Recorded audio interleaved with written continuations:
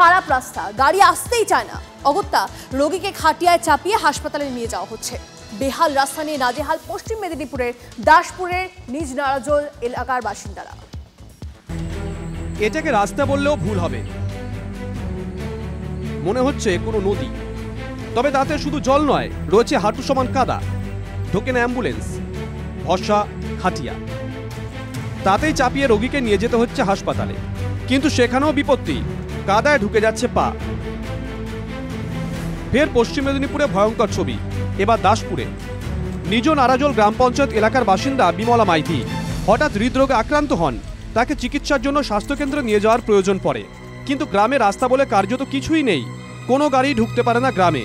তাই এই গ্রামের একমাত্র যান খাটিয়া যান। শুধু কি বিমলা মাইতি, যে কোনো রোগীকেই এইভাবে হাসপাতালে নিয়ে যেতে হয়।